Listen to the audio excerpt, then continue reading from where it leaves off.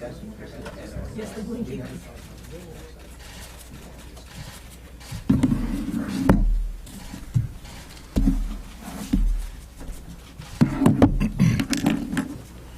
Good afternoon. As you all know, this has been an important week in our campaign against ISIL. So let me make a few comments about that campaign and what's been going on the last week, and then General Dempsey will make some comments, and then we'll take the questions. As I said, this week has been an important week for the U.S. and our coalition forces as we began our strikes in Syria. Along with France, we've conducted over 200 airstrikes in Iraq against ISIL and in support of Iraqi forces. With our Arab partners, we've conducted 43 airstrikes in Syria. Combined with our ongoing efforts in Iraq, these strikes will continue to deny ISIL freedom of movement and challenge its ability to plan, direct, and sustain its operations. We also took action in Syria against a network of al-Qaeda veterans known as the Khorasan Group. We are still assessing the operational impact of these strikes. This was a critical operation. Members of this group were actively plotting attacks against the United States and our friends and allies. In Syria, there has been no coordination, nor will there be, with the Assad regime. Nothing has changed about our position that has shifted our approach to Assad and his regime, because this regime, President Assad, has lost all legitimacy to govern. As we continue our operations from the air, I also want to emphasize that no one is under any illusions that airstrikes alone will destroy ISIL. They are one element of our broader comprehensive campaign against ISIL, a campaign that has diplomatic, economic, intelligence, and other military components, working with coalition partners and a new government in Iraq. This week, we've moved forward on each of these fronts. In New York, the President chaired a UN Security Council meeting focused on stopping the flow of fighters into and out of the region. With the Treasury Department in the lead, the United States and our coalition partners are also intensifying efforts to cut off ISIL's financing. And we continue to support the new Iraqi government and its program of reform and reconciliation, because that is the only long-term solution to the sectarian tensions that enabled ISIL's rise in Iraq. On Wednesday, President Obama met with Prime Minister Abadi. The President affirmed America's support for him, his new government, and the Iraqi people. Yesterday, Secretary Kerry met with members of the Gulf Cooperation Council, and the President and Vice President spoke with Turkish President Erdogan to strengthen our coalition's cooperation against ISIL. Senior military officials continue to coordinate with our coalition partners. The other dimensions of our military strategy are also seeing progress. Now that we have the support of Congress, we are moving forward with our plan to train and equip the moderate Syrian opposition. We have begun detailed military planning for this mission, and assessment teams have arrived in Saudi Arabia. In Iraq, ISIL strongholds continue to pose a major challenge, but our support for Iraqi and Kurdish forces is enabling many Iraqi units to go on the offensive. Coalition forces will continue to maintain pressure on ISIL fighters throughout Iraq. As the President emphasized on Wednesday in his speech at the United Nations, this broad diplomatic, economic, and military campaign is being underwritten by a broad multinational coalition of more than 40 nations, including 5 regional partners. And this coalition continues to expand. Over the last 2 days, the governments of Belgium, Denmark, and the Netherlands have announced their intention to participate in coalition airstrikes in Iraq. A few minutes ago, before coming down here, I spoke with Britain's Defense Minister, Michael Fallon. He called me as he left the chambers of the Parliament to inform me that the British Parliament had just voted 524 to 43 to join the air campaign in Iraq with the United States and our coalition partners. A broad coalition has been and will continue to be a cornerstone of our strategy against ISIL, and we appreciate all the contributions and commitments of our friends and allies as we continue to work closely with them and coordinate their participation in efforts. Sustaining our broad diplomatic, economic, and military campaign will require a long-term commitment from the United States and all of our partners and allies. This will not be an easy or brief effort. We are at the beginning, not the end. We are at the beginning, not the end, of our effort to degrade and destroy ISIL. I know that Americans have confidence in the skill and professionalism of our men and women in uniform and our exceptional military leadership. When I had the opportunity to visit CENTCOM last week with President Obama in Tampa, we made a point of expressing our deep appreciation to General Austin and his CENTCOM team for their hard work, their planning, and this hard work and planning and commitment to this country is keeping America secure. I'm proud of them. The President's proud of them. We're all proud of them. We're proud of these men and women who do so much for our country, and the men and women downrange who are carrying out this mission every day with courage and dedication and resolve. Thank you. Marty? Thanks, Mr. Secretary.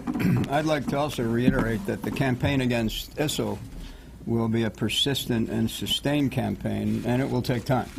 As I said last week, this is an Iraq first strategy, but it's not an Iraq only one. Our coalition strikes this week demonstrate to ISIL that they have no safe haven in Syria. Our targeted actions are disrupting ISIL's command and control, their logistics capabilities, and their infrastructure in Syria. While in Iraq, we're empowering our Iraqi partners to go back on the offensive. We'll continue to build, to guide, and to sustain a credible coalition to include, importantly, Arab states to set the stage for a broader international campaign against ISIL. Our military actions are part of a comprehensive strategy that includes disrupting their financing, interdicting recruitment and movement of foreign fighters, and exposing ISIL's false narratives, in particular stripping away their cloak of religious legitimacy behind which they hide. While the situation in the Middle East evolves and continues to demand our attention, we're also balancing pressing challenges in other regions. The Ebola outbreak in West Africa is the largest the world has ever seen. This is a complex emergency beyond a public health crisis that has significant humanitarian, economic, political, and security dimensions. As part of the interagency and international response, we're leveraging our military's unique capabilities to establish command and control nodes, logistics hubs, training for healthcare personnel, and engineering support. And as most of you know, I just returned on Tuesday from a trip to France, Lithuania, and Croatia, where I had some candid and very productive discussions with my NATO counterparts. Russia's aggression in Eastern Europe and vulnerabilities to NATO's southern flank stemming from ISIL and other regional threats, and our enduring commitments in Afghanistan will continue to demand the attention of our European allies. While I was in Europe, I had the chance to visit the American military cemetery in Normandy with my French colleague.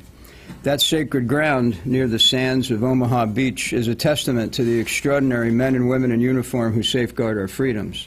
Today, they're conducting hundreds of exercises, activities, and engagements across the globe, actions that deter conflict and assure our allies. They're always foremost on my mind, as are their families. And with that, we'll be happy to take your questions. Laura? Mr. Secretary, you mentioned President Erdogan in Turkey a few minutes ago. As I'm sure you know, Turkey is again raising the prospect of a buffer zone in Syria and Iraq with its border. Also today raised the prospect of a no-fly zone over Syria. I know Chairman Dempsey has spoken about that to some extent in the past. Wondering if the United States would now consider supporting actively to protect a no-fly zone or a buffer zone, to enforce one.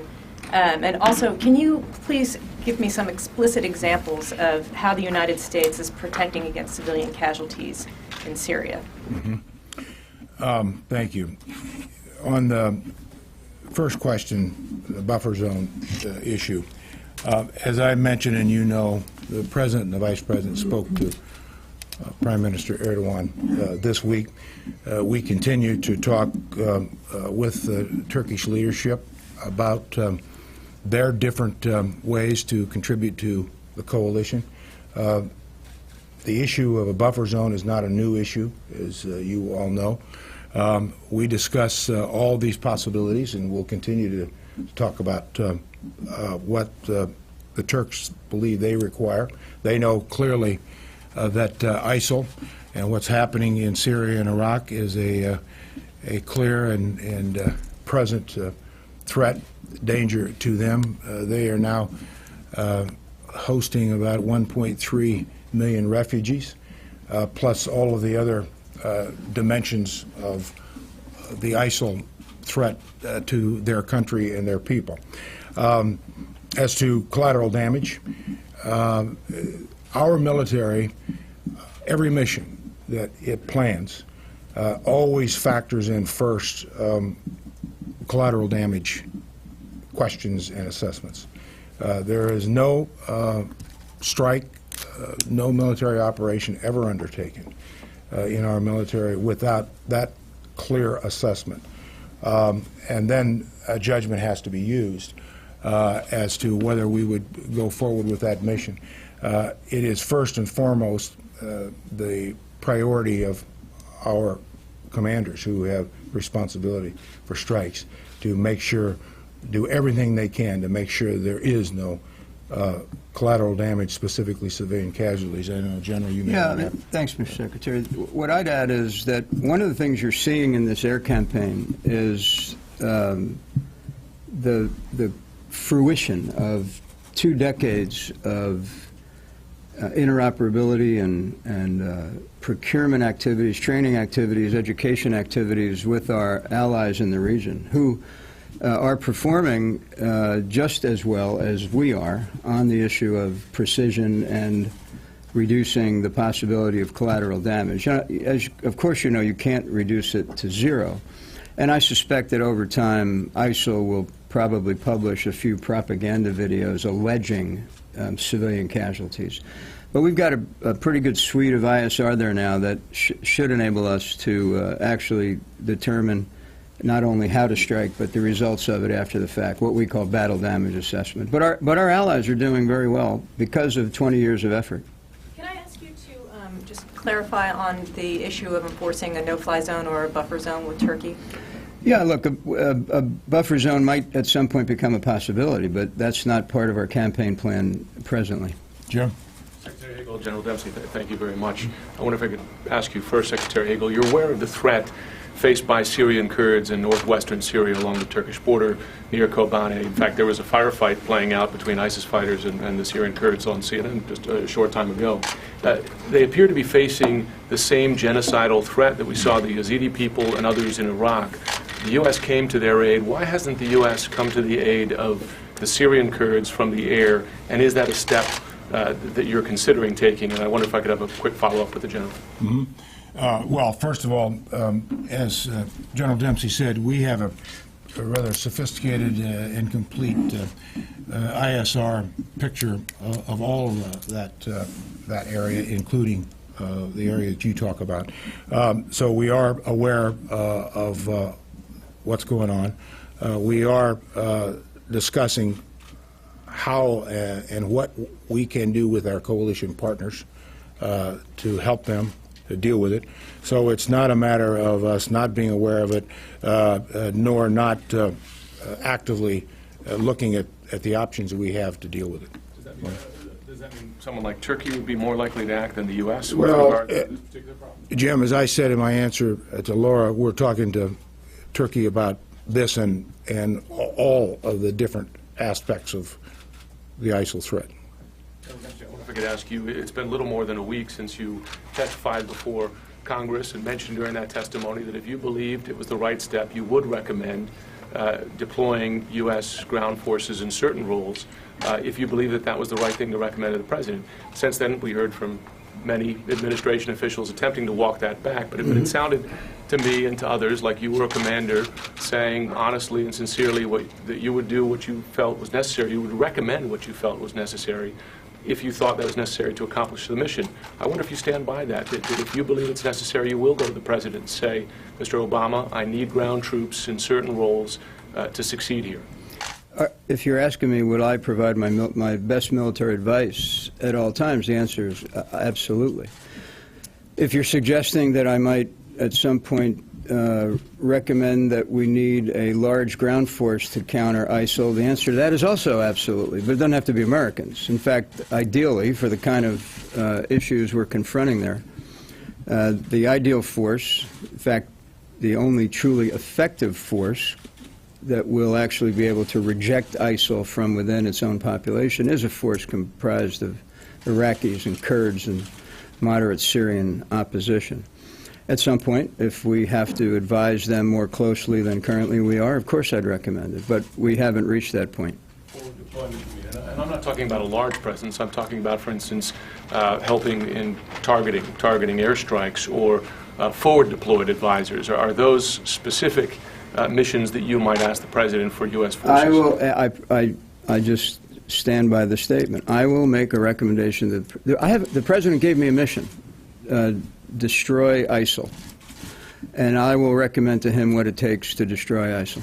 I might just add, Jim, every meeting I've been in with the President of the United States and the Chairman of the Joint Chiefs of Staff over the last year and a half, the President has made it very clear, as I have made it very clear, Secretary of Defense.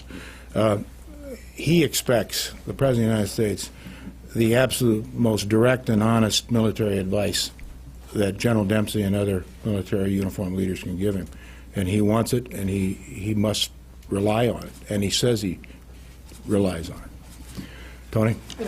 A budget question and then a second question for General Dempsey.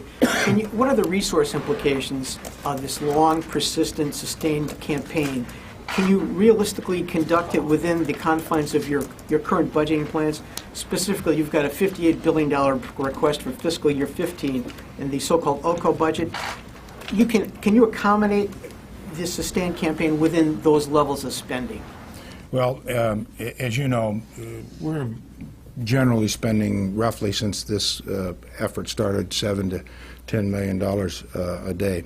That's being funded out of OCO, Overseas Contingency Operations, and we're going to require additional funding from Congress as we go forward. As you know, the continuing resolution is due in December 11th. We're working now with the appropriate committees on how we go forward with authorizations and funding. Could I add to Yeah, this? please. Because obviously I work very closely with the service chiefs. When we submitted the budget last year and it went through the White House for approval and it was approved and sent over to Congress, as you know, the Joint Chiefs all said we could accomplish the nation's security needs with that budget with certain assumptions. One of them was that the number of commitments would either level off or come down, and secondly, that we would get some flexibility in the budget to change pay, compensation, health care, retire weapons systems, and infrastructure. Commitments have gone up.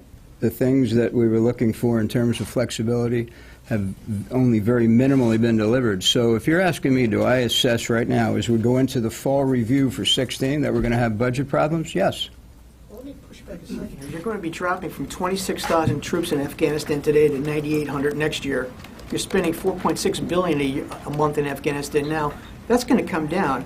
Can't you just move the savings from that into the ISIL campaign? Yeah, this would be a great point for a tutorial on budget. You're talking about OCO. OCO is gas money. The baseline budget is what builds and sustains, trains and equips and organizes a force. We have to separate those when we talk about budget. And we will be. Marcus? Can I follow up on Tony's question? Has the building done a long-term analysis on how much they expect? Both you and the chairman said you expect this to be a long-term operation. Has it done an analysis on how long it expects? We're doing that right now. We have to. We would have to project out, as we are, what the chairman's point was about baseline budgets. That's the critical part of this. And so, yes, we're doing that now. Yeah, if I could add to that, because I just got asked minutes ago, how long is it going to take to recapture Mosul? And I said, great question. If you don't mind, I'll answer it with a question. How long is it going to take the new government of Iraq to convince the Sunni, Shia, and Kurds that their future should rest with them, not with separations along sectarian lines?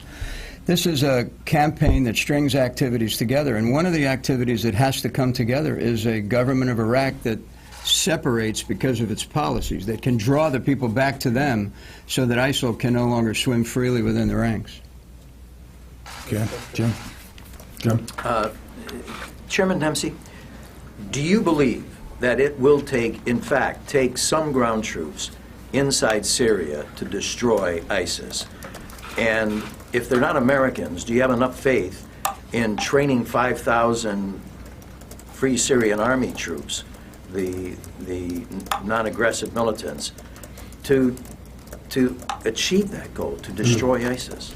Actually, first let me I never heard the phrase non-aggressive militants, but I suppose it sounds to me like an oxymoron, Jim. But let me see if I can answer the question. Air power alone. First of all, there's no military solution to ISIL. I have military-only solution. Okay. Secondly, there's no air power alone solution to ISIL, either in Iraq or in Syria. And so the answer is yes. There has to be a ground component to the campaign against ISIL in Syria, and we believe that the path to develop that is the Syrian moderate opposition. 5,000's never been the end state. We've had estimates anywhere from 12 to 15,000 is what we believe they would need to recapture lost territory in eastern Syria. And I am confident that we can establish their training if we do it right. We have to do it right, not fast. They have to have military leaders that bind them together. They have to have a political structure into which they can hook and therefore be responsive to, and that's going to take some time. And Mr. Secretary, you said earlier this week that the U.S. would defend militarily the Free Syrian Army. What does that mean? I mean, are you talking about possibly engaging Syrian forces militarily? I think the question was asked those that we would begin training, if they were attacked, would we help them? And I said yes. Mr. Secretary, Yes. Christine? Thank you. Mr. Secretary, why was the decision made to send the headquarters element of the 1st Infantry Division to Iraq? What will they be doing there? Will they leave the Joint Operations Centers? And General, I want to follow up with a question for you. Well, first of all, I can help you with that one, too. in fact, the General's son is with the 1st Division. But you recall the President, when he announced to the nation what his strategy was and what he was instructing the Defense Department to do, he mentioned that there'd be an increase of 475 personnel. And so the command and control function of that will come out of the 1st Division, as other personnel will be assigned as well from other components. But that's why they are going. General? Yeah, they're a coherent, standing war-fighting organization that understands how to integrate these multiple activities and to manage the activities of a coalition. The group that went in there initially was really focused on just beginning to make the initial contacts with the Iraqi security forces and monitoring the activities of the assessment team. This is an organization that actually has the bandwidth and the skill sets to manage a campaign. Dave, did you have... Sorry, I wanted to follow up with a question. Can you give us an update about the training of Iraqi forces, and what are the risks to U.S. troops that will be doing the training and advising there? Well, the update is that, as I mentioned, I think in a previous engagement, of the 26 or so brigades that we assessed to be prepared to accept training and advice and re-equipping, we're beginning to do two things. One is we're working with, CENTCOM is working with the Iraqi military leaders to ensure that what occurs on the ground is their campaign, not our campaign. We want it to be their campaign enabled by us, not our campaign where we drag them along for legitimacy. And I can assure you that some of the activities, all of the activities you've seen in and around Baghdad up till now have been Iraq military leaders establishing priorities and objectives enabled by us. So we're making progress. We've got to have a longer, larger campaign that actually recaptures lost territory. What risks? By the way, men and women in uniform understand risk. They understand how to manage it. We've been doing training and equip for the last 12 years, nonstop. We can't ever drive risk to zero, but I assure the moms and dads out there, these young men and women, that we mitigate it and reduce it to the greatest extent possible. Dave? Do you believe that so far you have avoided any civilian casualties in your air campaign? And do you have any reason to believe that the reports that senior leaders of ISIS and Khorasan have been killed in some of these airstrikes? We have received no reports of civ-cas or collateral damage up to this point in the campaign. But there's always some latency in reporting on the ground in an air campaign. So we're alert for it. And also have flown ISR to try to confirm or deny battle damage assessments. As for whether some of the key leaders of either Khorasan or ISIL have been killed, too soon to tell. What we do is we monitor various kinds of intelligence. We scan social media, which is normally the first place you find out, frankly. But it's too soon to tell. Okay. Jan? Who is the head of the Free Syrian Opposition, the moderate rebels that you are planning to train? And Chairman Dempsey, do you need spotters on the ground to be more precise in your airstrikes in Syria? And is that what's stopping you from helping the Kurds along the Turkish border right now? Well, first of all, we're in the process of setting up the vetting system for those that we will begin training moderate opposition Syrian fighters. But who is the head of that opposition? Well, we don't have a head of it in that we are vetting, and we'll continue to vet through our regional partners, State Department, intelligence departments, as they will build their coalitions with our help. We're not going to instruct them as to who their leaders are. They'll make their own decisions on who their leaders are. And Jennifer, the question about whether we need spotters, as you say, forward air controllers on the ground to help in Syria, and whether that's a limiting factor in what's going on with the Syrian Kurds, the answer is no.